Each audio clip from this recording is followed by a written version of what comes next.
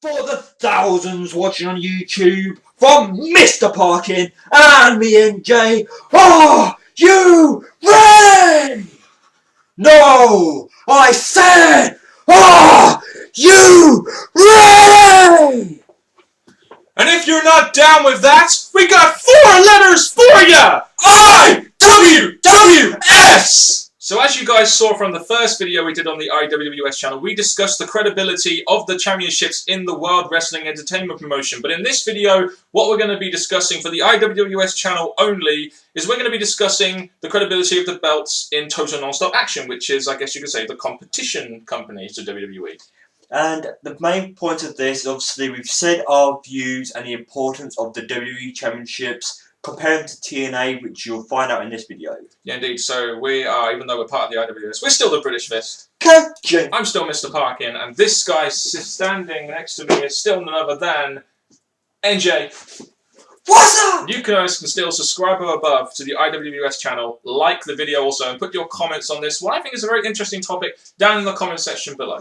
Okay, so we'll start off with the least credible belt we feel in TNA, and that is none other than the Knockouts Tag Championships. They haven't been defended in about 7 months. They have a man as one of the champions. Should they just get rid of these belts now, especially now they have a real lack of knockouts, and Bruce Pritchard really obviously isn't a fan of female wrestling? Is there much point for these belts in TNA right now? No, because to be honest, the best thing to do with the knockout is keep them all fighting for the one championship instead of splitting some of them up to go in tag teams and fighting. That's why they've had to reverse around to a male and a female going for the title. And it looks like the next champions will be another man and woman going for the knockout tag titles. Yeah, I mean, they may as well. I mean, this is probably the least credible belt in wrestling right now, in my opinion. I know ROH belts have more credibility than this one. This belt seriously sucks. From the day when I first started watching this, I just thought, why the hell they got belts like this? And they only got worse when Eric Young won it. So the next belt we're going to discuss is the Knockouts Championship. Now, I think it's fair to say, NJ, that although there are a lot of people out there that may not feel it's that credible, I feel it's somewhat credible. I mean, when Bruce Pritchard came in, we had Gail Kim as the longest reigning Knockouts Championship, which I think that championship definitely needed after the way Vince Russo booked it. But I think since Pritchard has took over, there has been a decrease in the credibility of the belt because Bruce Pritchard doesn't really like featuring the Knockouts division as much as, say, a Vince Russo did, who was obviously a very big fan of female wrestling. Well, at the minute, when you look at this, we do have a large variety of knockouts. So the division is actually dead. It's just the usage of the knockouts that could continue to grow. So I think at the moment, even if no one really cares or wants to see these matches, they are a lot more in growth than WWE. Yeah, I mean, the Divas division is essentially dead. We discussed that in the last video. I think the Knockouts division is definitely better, but I still think it is somewhat dwindled from what it used to be. It used to be a very important part of TNA's programming. Now it doesn't really have that feel, even though they do have some good knockouts like, you know, ODB, Tara, Mickie James, Gail Kim, etc.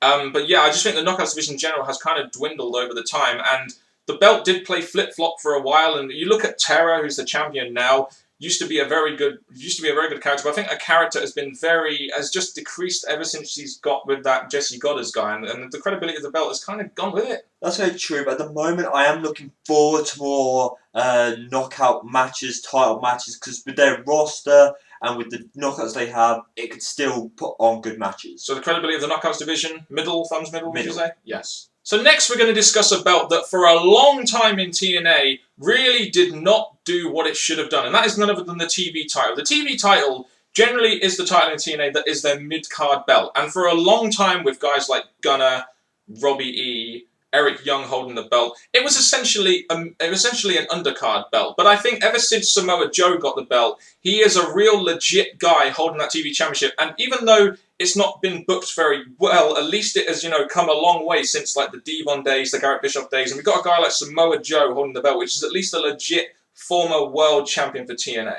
Well, I look at the TV championship and the fact that in the past it used to be really important, held by the best, and then as time went on, as the writing didn't seem to work out for TNA, it started to get passed around to the wrong kind of wrestlers. The belt didn't seem important.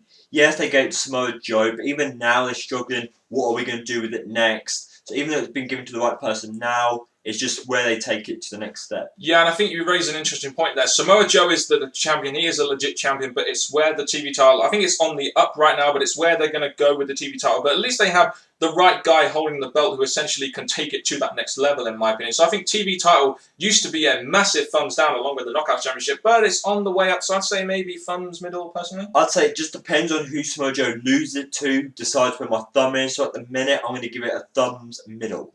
I think if there was one person that really summed up the X Division, he's now currently in the main event scene, and there is every reason why he should be, and that was none other than Austin Aries. When Austin Aries held that belt, you really felt like that belt was getting featured, you really felt like that belt meant a lot, but then ever since he lost it, and this is for TNA's own good really, he's now gone into the main event. Ever since he's lost it, the X Division has gone from there, in my opinion, and it's slowly dwindling, it really is. So I would say every year though, especially this year could be different, but past years, they always have a good exhibition, they necessarily drop it, bring it back, drop it.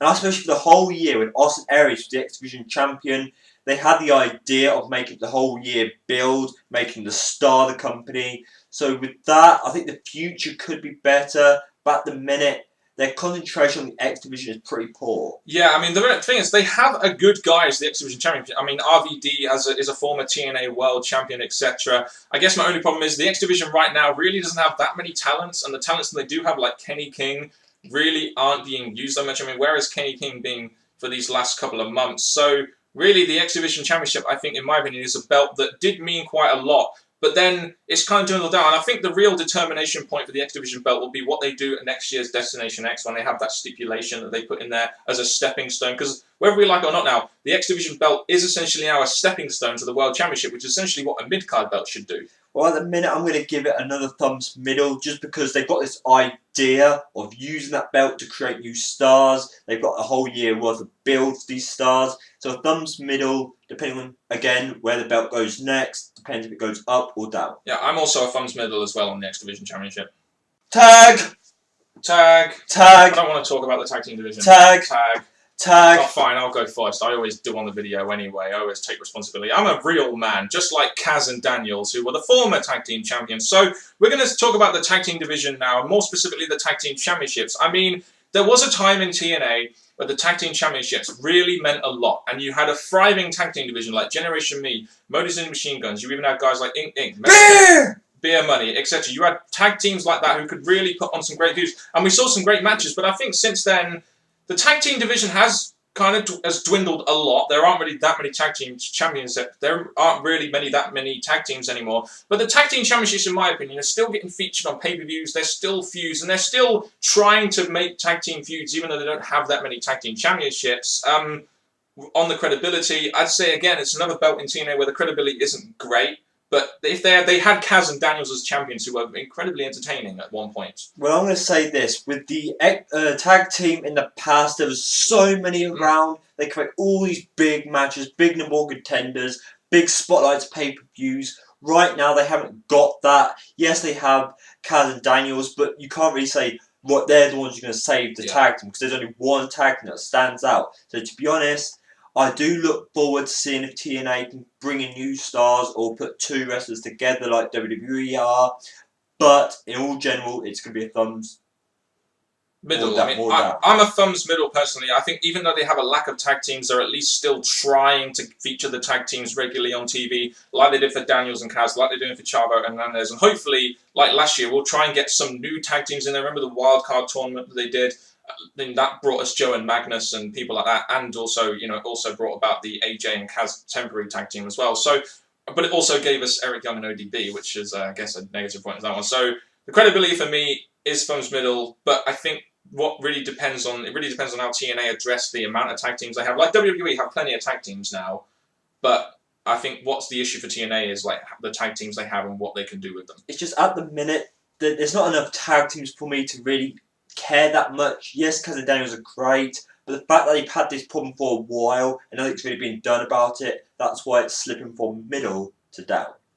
And then we get to one of the, in my opinion, one of the most credible belts in wrestling right now, and that is the TNA World Heavyweight Championship. If we look at what they've done with the TNA World Heavyweight Championship since, let's say, last year at Bound for Glory, They had Bobby Roode go on a world record breaking for TNA long title run. They then gave it to Austin Aries. It's genuinely been featured in the main event of pay-per-views, unlike the WWE. So really, in my opinion, the TNA World Heavyweight Championship, to me, even though it got a little bit overshadowed by the Aces and Eights and the BFG series at one point, in my opinion, that is the most credible belt. You look at the BFG series, all the months of build-up just to get a championship shot. You look at the fact that it was in the main event of their biggest pay-per-view of the year. They've had guys like Bobby Roode, Austin Aries, even temporarily James Storm. So in my opinion, the TNA World Heavyweight Championship is the most credible belt in wrestling right now. My opinion. Well, the fact that TNA do concentrate on that belt so much, that's why these other belts we've named haven't done that well, because they look like they're concentrating more on the world title. And the amount of people who want to win that title, go for that title, their roster is really big enough to go for it. So the build up to the title matches and the concentration they have on the world title is really big, which is a big draw for TNA. And that is the point, really. They put a lot of concentration on their TNA World title in the main event, whereas at WWE, with CM Punk, for example, he didn't main event a lot of pay-per-views. So it kind of felt that it wasn't really that important and that John Cena was the best. But in my opinion, the top guy in TNA is the guy holding the World Heavyweight Championship, which is what makes that belt credible, in my opinion. And it all depends, again, they've got the champ, they've got storyline, they've got things. So at the moment, I can't really see this slipping up. So I'll say good luck to this. So big thumbs up from me on this one in terms of credibility.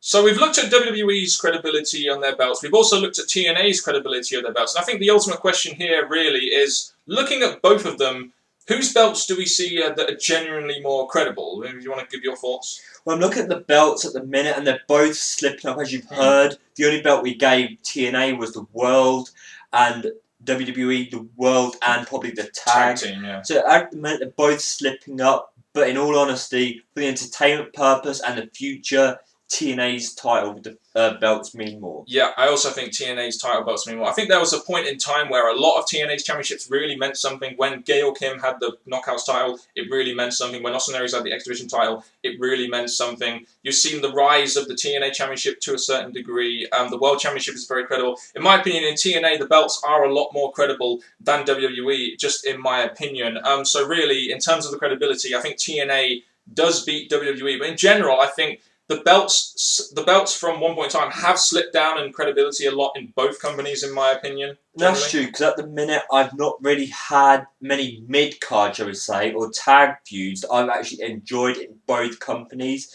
because the belts are not where they used to be, the wrestlers are not where they used to be. So at the minute, their main titles are the main focus. It's just a shame for the rest of the cards. Yeah, so give us your thoughts on not just which are the belts credible in TNA, but give us a comparison. Whose do you think are better? Do you think TNA's or WWE's are more credible? Leave us your thoughts in the comment section below. And that has been another IWWS exclusive video with us, the British Fist. Gotcha. Of course. Outro, please. And thank you very much, people. This has been a very good video to do. So we thank you to you who have let us take part in this. And until next time, from Mr. Parkin and me, NJ, thank you very much for tuning in. And until next time, YouTubers, goodbye.